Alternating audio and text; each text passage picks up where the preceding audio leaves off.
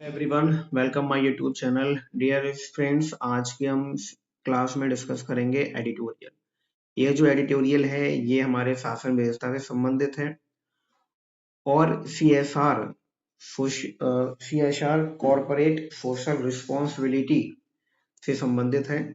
और ये जो हमारे जीएस पेपर नंबर 2 है, शासन समान अध्ययन से संबंधित है। सरकारी नीतियां और हस्तक्षेप समान अध्ययन 3, संसाधनों का संग्रहण, सामाजिक क्षेत्र और सेवाओं का प्रबंधन से है।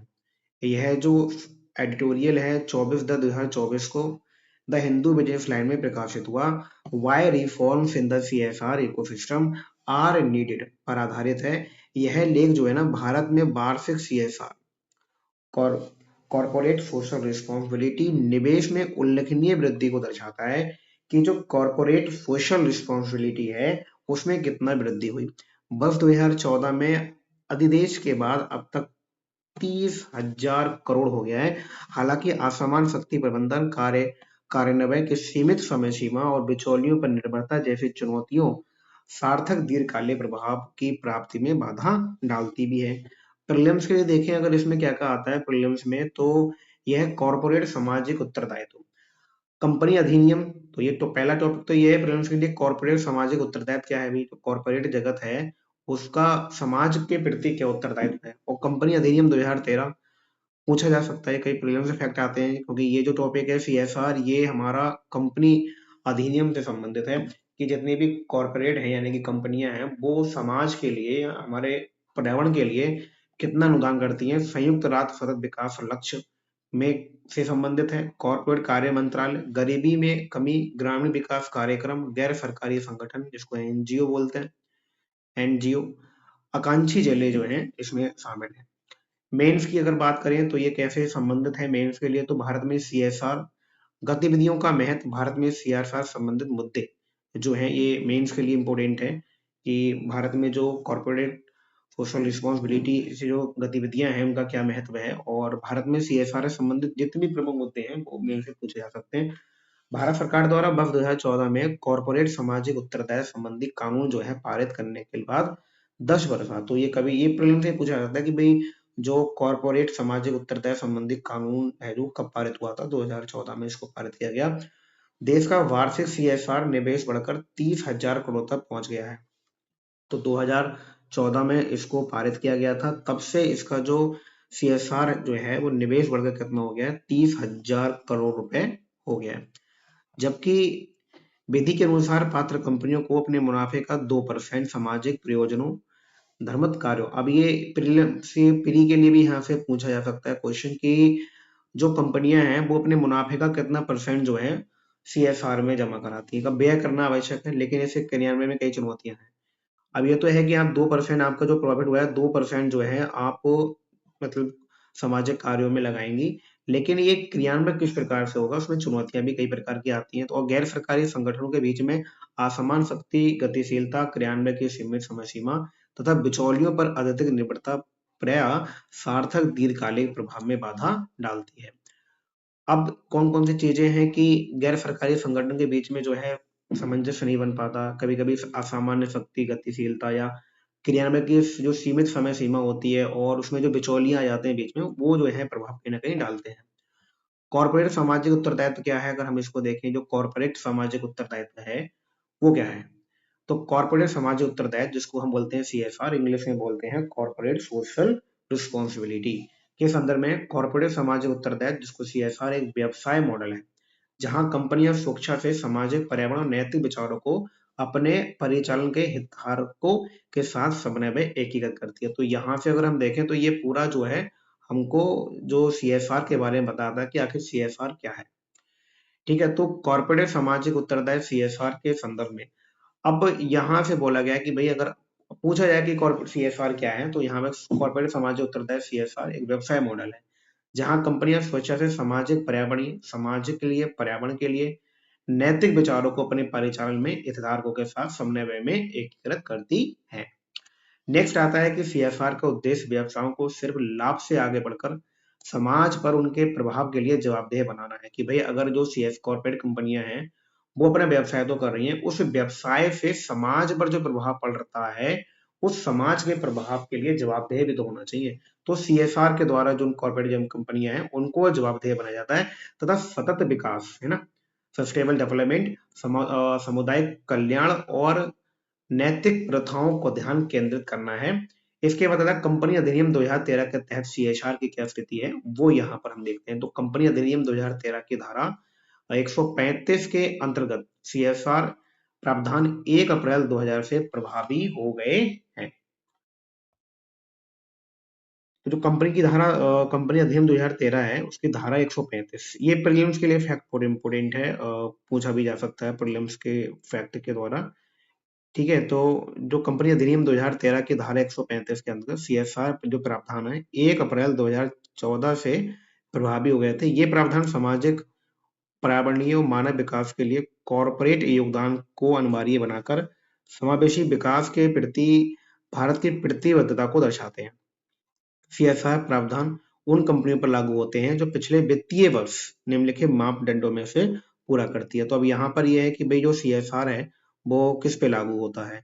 तो सीएसआर जो है कि सीएसआर आपका जो लागू होता है, जो कंपनियां कुछ मापदंडों को अगर पूरा कर लेती हैं तो वहां पर उनको जो है ये सीएसआर लागू होता है। कुल संपत्ति जो है 5 अरब रुपए से अधिक है। अगर ऐसी कंपनी कोई है जिसमें जिसकी संपत्ति पूरी जो है 5 अरब से अधिक है, और दूसरा कारोबार जो है उसका 10 अरब रुपए से अधिक हो गया है, शुद्ध जो लाभ अगर उसने कमाया है वो 25 मिलियन से जो है अधिक कमाया है, और ऐसी कंपनियों के अपने पिछले 3 वर्षों के निवल लाभ का न्यूनतम 2% सीएसआर जो है गतिविधियों पे व्यक्त करना होगा।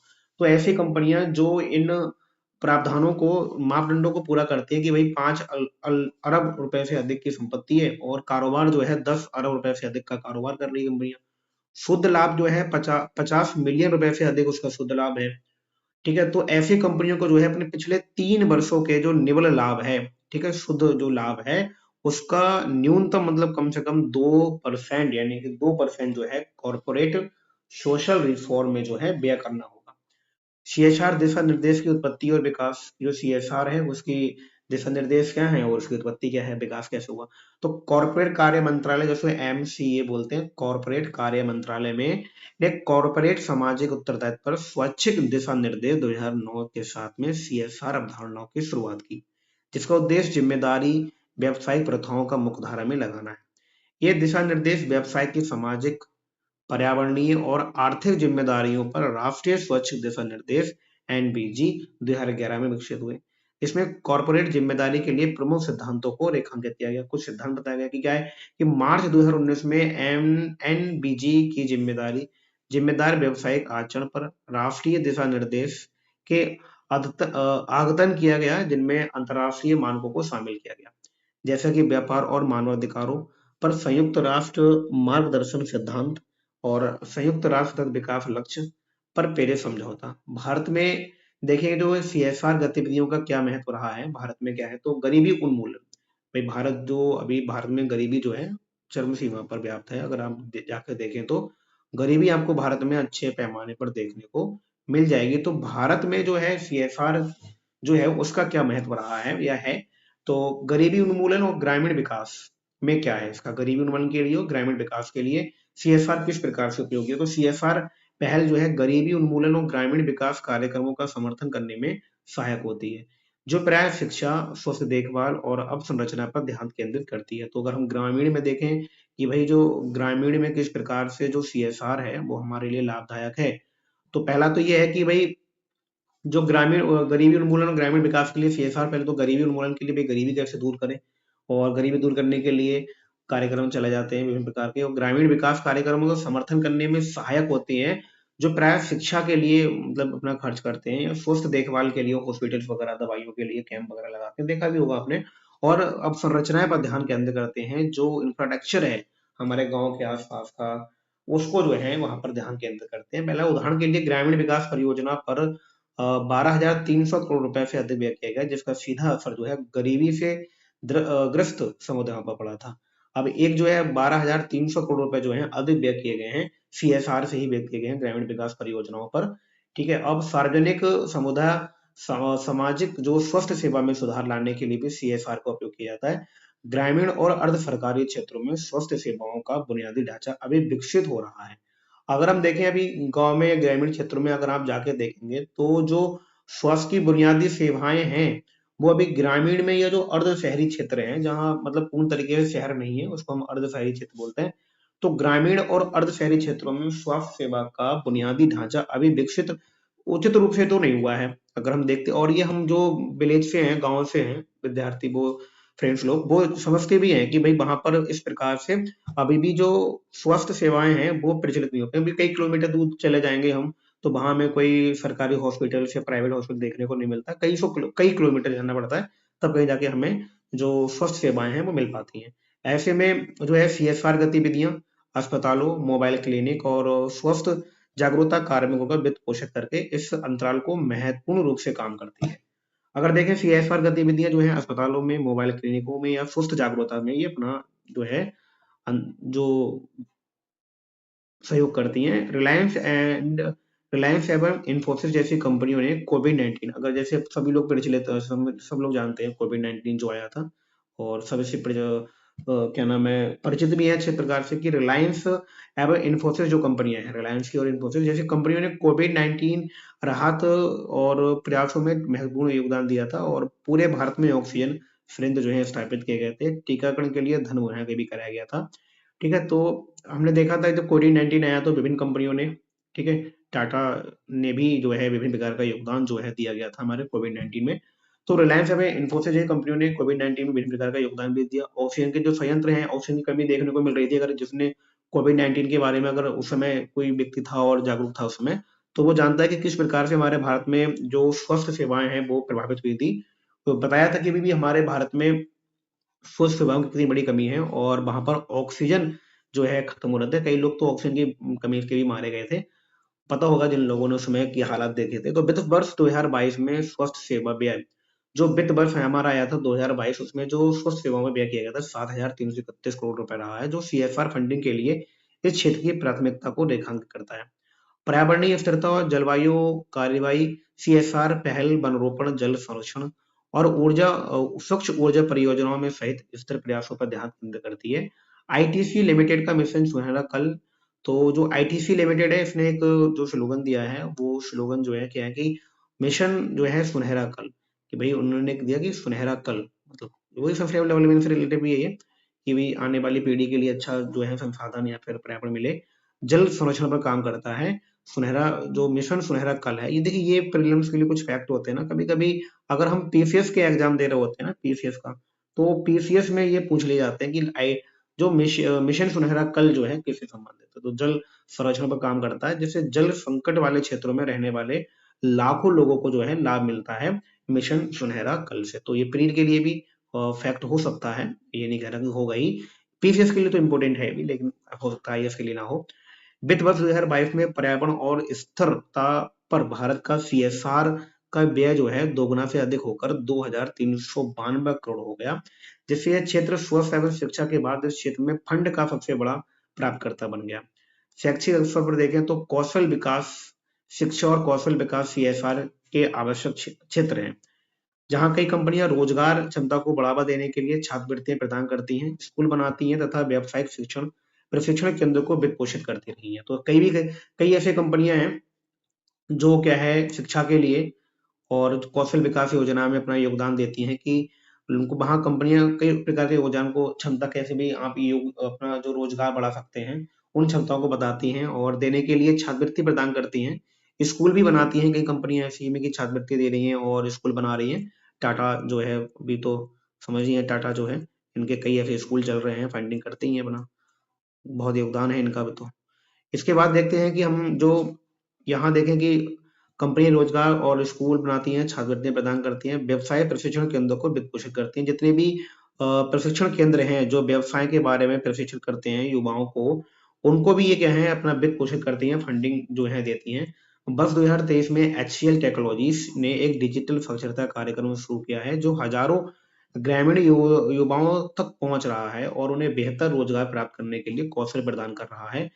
कंपनियों ने सीएसआर के व्यय के तहत शिक्षा क्षेत्र को सबसे अधिक 10,085 करोड़ रुपए प्राप्त हुए हैं जिससे यह प्रभाव एक महत्वपूर्ण क्षेत्र बन गया है। तो शिक्षा के लिए इन्होंने यहाँ पर जो है 10,085 करोड़ रुपए प्राप्त हुए।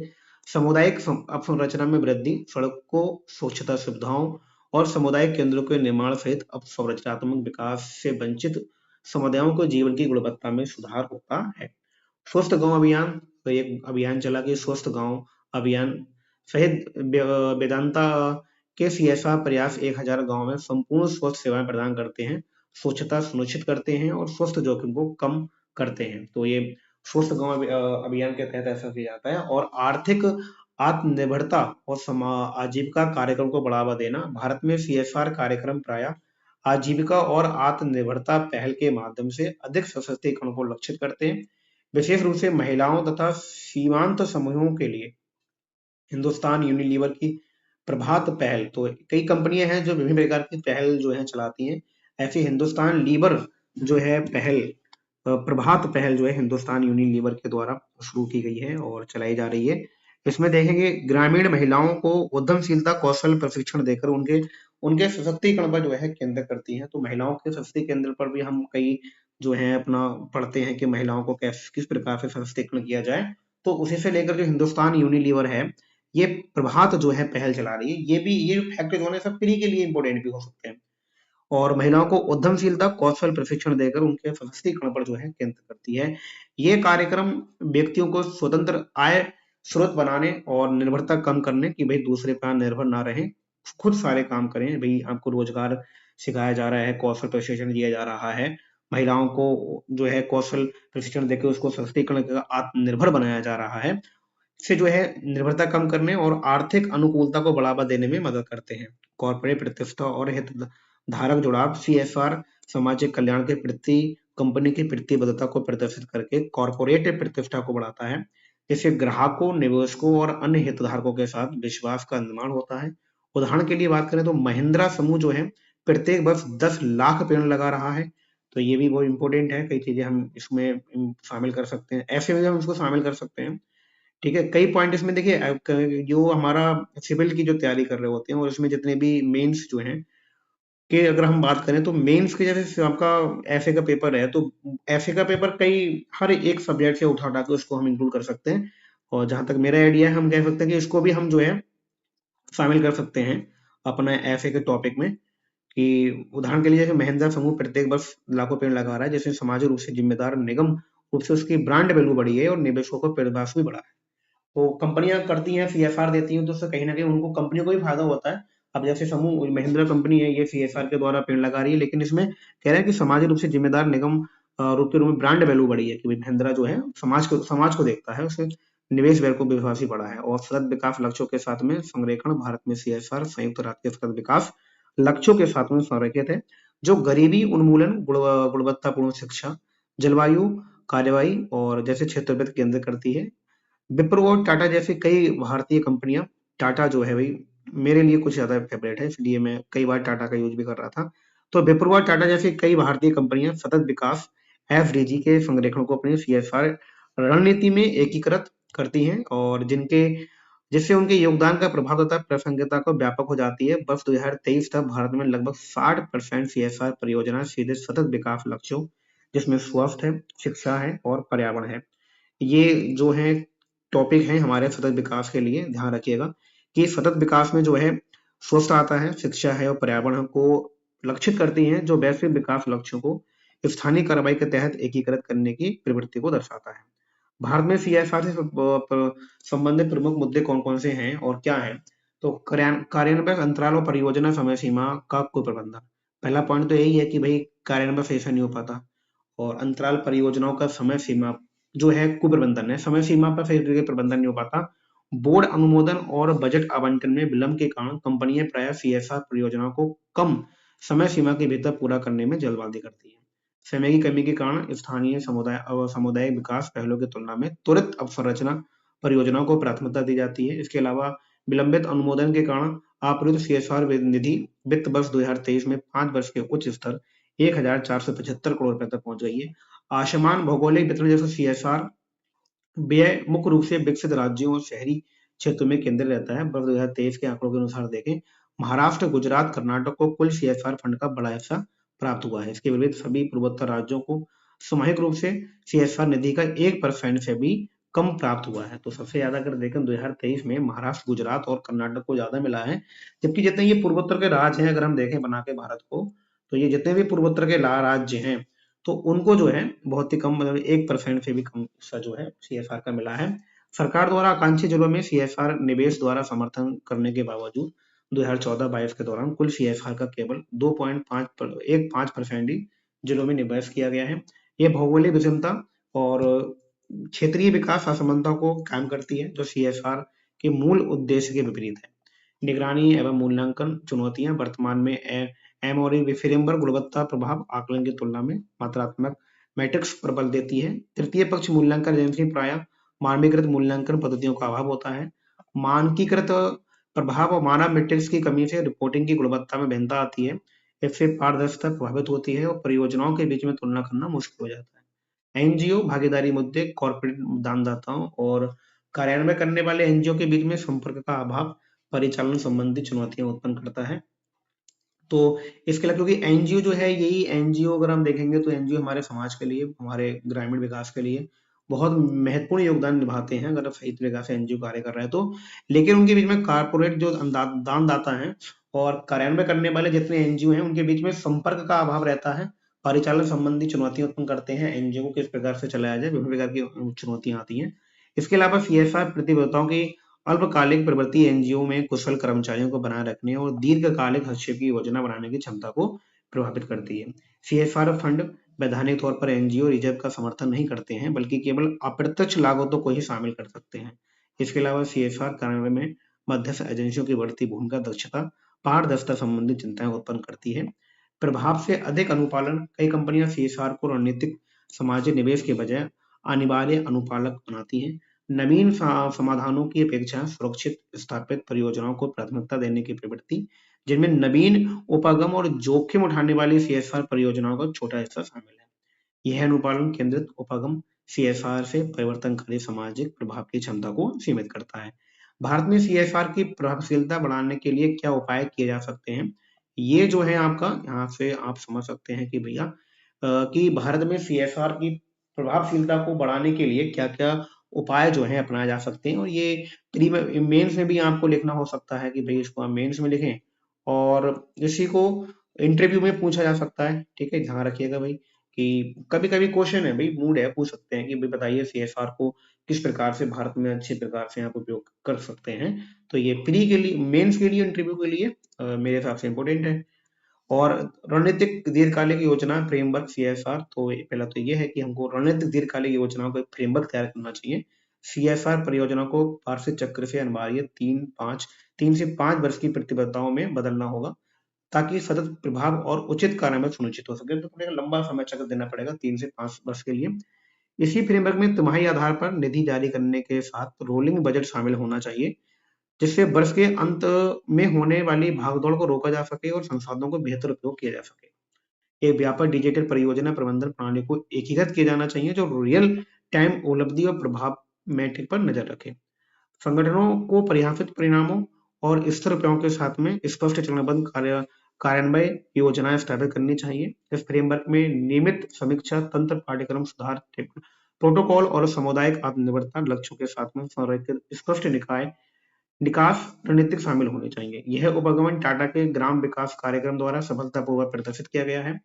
डिजिटल एकीकरण और स्मार्ट निगरानी प्रणाली सभी हितधारकों, कंपनियों, गैर सरकारी संगठनों, लाभार्थियों, सरकारी एजेंसियों को सिग्नल इंटरफेस के माध्यम से जोड़ने वाली एकीकृत डिजिटल फ्रेमवर्क का कार्यान्वयन करना चाहिए। प्रणाली के पारदर्शी निधि ट्रैकिंग के लिए ब्लॉकचेन प्रौद्योगिकी और रियल टाइम प्रभाव आकलन के लिए AI संचालित विश्लेषण को शामिल किए जाना चाहिए। AI मतलब आर्टिफिशियल इंटेलिजेंस। स्वचालित रिपोर्टिंग प्रणाली को मानवीकृत प्रभाव रिपोर्ट तैयार करनी चाहिए, जिससे मैनुअल दस्तावेजीकरण का बोझ कम हो सकता है। तो जितनी भी जो स्वचालित प्रणालियां जो है मानवीकृत द्वारा रिपोर्ट तैयार करनी चाहिए, और मैनुअल दस्तावेज सब कागजों में से उनका बोझ कम हो सकता है। इस डिजिटल परिस्थिति तंत्र में पारदर्शिता के लिए लाभार्थी फीडबैक तंत्र और सार्वजनिक डैशबोर्ड शामिल होना चाहिए कि भाई जिन जिन लोगों को लाभ मिला है वो फीडबैक दे। ठीक है, बताएं कि भाई किस किस को क्या लाभ मिला है, फीडबैक लेना बहुत जरूरी है। व्यवसाय प्रबंधन और क्षमता निर्माण, पहला तो ये क्या है कि इसमें क्या है, व्यवसायिक प्रबंधन और क्षमता निर्माण में क्षेत्र के विशेषज्ञों के नेतृत्व में समर्पित सीएसआर विभाग स्थापित करना तथा डोमेन विशिष्टता वाले पेशेवर परियोजना प्रबंधनों द्वारा समर्थित होना आवश्यक है। परियोजना प्रबंधन, वित्तीय नियोजन और प्रभाव आकलन प्रशिक्षण सहित कार्यान्वयन भागीदारों के लिए व्यापक क्षमता निर्माण कार्यक्रम बनाए जाने चाहिए। और इसके बाद हम देखें सीएसआर जो है पेशेवर के लिए मानवीकृत प्रमाणन कार्यक्रम विकसित करना तथा इस क्षेत्र में स्पष्ट करियर प्रगति और स्थापित करना आवश्यक है। अनुभवी संगठनों को नई संस्थाओं से जोड़ने के लिए नियमित ज्ञान साझाकरण मंच और मार्गदर्शन कार्यक्रम आयोजित करना आवश्यक है। सहयोगात्मक कार्यान्वयन मॉडल क्षेत्र विशिष्ट सीएसआर संघों का गठन करना चाहिए, जहां कंपनियों को प्राथमिकता वाले क्षेत्रों में बड़े पैमाने पर हस्तक्षेप करने के संसाधनों का विशेषज्ञ होने चाहिए। साझा संरचना संसाधनों की स्थापना, ऊपरी लागत में कमी, पैमाने की अर्थव्यवस्थाओं के माध्यम से दक्षता में सुधार की आवश्यकता है। विभिन्न संगठनों में समान परियोजनाओं के लिए मानवीकृत कार्यान्वयन प्रोटोकॉल, प्रभाव मापन ढांचे बनाए जाने की आवश्यकता है। और सर्वोत्तम प्रथाओं और चुनौतियों को साझा करने के लिए संयुक्त निगरानी तंत्र, शिक्षण मंच विकसित करने की आवश्यकता है। भौगोलिक एकीकरण और सामुदायिक स्वामित्व, अव्यवस्थित हस्तक्षेपों के बजाय विशिष्ट भौगोलिक क्षेत्रों में व्यापक परिवर्तन पर ध्यान केंद्रित करते हुए क्लस्टर आधारित विकास दृष्टिकोण को लागू करना आवश्यक है। कॉर्पोरेट पहलों को स्थानीय विकास योजनाओं, सरकारी योजनाओं के साथ संरेखित करते हुए जिला स्तरीय सीएसआर समन्वय प्रकोष्ठों की स्थापना करना आवश्यक है। वास्तविक निर्णय लेने की शक्तियां और संगठन संसाधन नियंत्रण के साथ सामुदायिक निगरानी समितियां बनाने की भी आवश्यकता है। भागीदारी योजना तंत्र विकसित करना आवश्यक है, जिससे सुनिश्चित हो सके कि समुदाय प्राथमिकताएं परियोजना डिजाइनिंग और कार्यान्वयन को संचालित करना है। प्रभाव मापन एवं स्थिरता फ्रेमवर्क, सामाजिक परिवर्तनों के गुणात्मक आकलन, एक जो है कि सामाजिक परिवर्तनों के गुणात्मक आकलन के साथ में मात्रात्मक मैट्रिक्स को मिलाकर व्यापक प्रभाव मापन प्रणालियां बनाए जाने की आवश्यकता है। समान परियोजनाओं में मानवीकृत उपकरणों को का उपयोग करके आधारभूत अध्ययन और नियमित प्रभाव ऑडिटिंग स्थापित करना चाहिए। सीएसआर पहलों को जलवायु अनुकूलता में योगदान सुनिश्चित करने हेतु पर्यावरणीय प्रभाव आकलन प्रोटोकॉल विकसित करने चाहिए। प्राथमिक क्षमताओं और सामाजिक संकेतों में परिवर्तन कर आकलन के लिए दीर्घकालिक प्रभाव तंत्रिक बनाए जाने चाहिए। भौगोलिक फोकस और क्लस्टर विकास, शिक्षित क्षेत्रों में व्यापक विकास पर ध्यान केंद्रित करते हुए क्लस्टर आधारित उपगमन अपनाने चाहिए। सरकार के आकांक्षी कार्यक्रम, जिला कार्यक्रम के अनुरूप क्षेत्रीय सीएसआर केंद्रों का निर्माण करना आवश्यक है।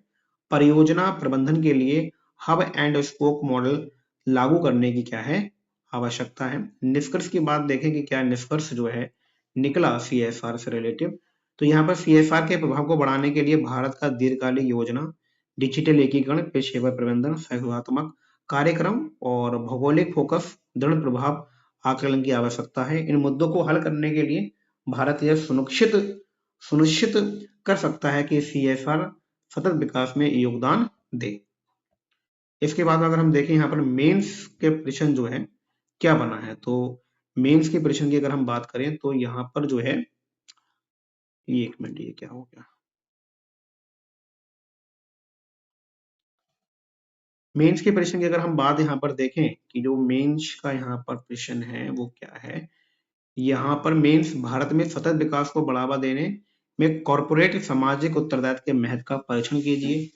अब इस जो अभी हमने डिस्कस किया है इससे रिलेटेड जो है पूरे क्वेश्चन को हम लिखने का प्रयास जो है करेंगे कि भारत में सतत विकास को बढ़ावा देने में कॉर्पोरेट सामाजिक उत्तरदायित्व के महत्व का परीक्षण कीजिए कि जो सतत विकास है, सस्टेनेबल डेवलपमेंट है भारत में, उसमें जो कॉर्पोरेट है वो किस प्रकार से उत्तरदायित्व को निभा, उसके उत्तरदायित्व को बताना है। तो पहला क्वेश्चन तो आपका यहाँ से यहाँ बनना, फर्स्ट चीज तो आप यहाँ बताएंगे सीएसआर पहलों को क्रियान्वित करने में कंपनियों के समक्ष आने वाली प्रमुख चुनौतियां जो भी हमने डिस्कस करी थी वो बता देनी है आपको।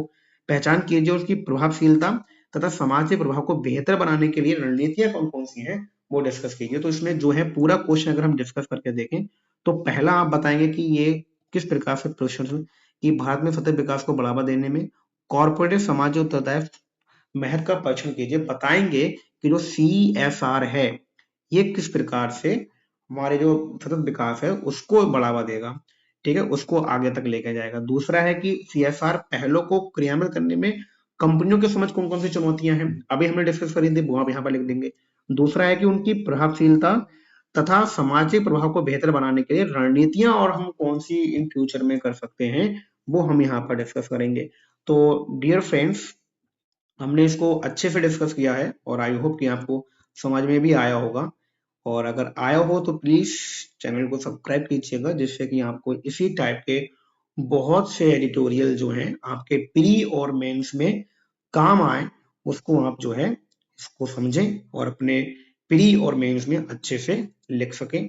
तो आज का जो हमने टॉपिक था हमारा CSR, CSR, इसको हमने डिस्कस किया। चुनौतियां क्या है, क्या चुनौतियां हैं, इन फ्यूचर में कैसे हमको अच्छा कर सकते हैं हमारे समाज में, यह जो हमारा पर्यावरण है उसके लिए किस प्रकार, सतत विकास के लिए किस प्रकार से उपयोगी है, वो हमने डिस्कस करा। तो डियर फ्रेंड्स, मिलते हैं एक नए एटीट्यूड के साथ में, नेक्स्ट क्लास के साथ में। Thank you.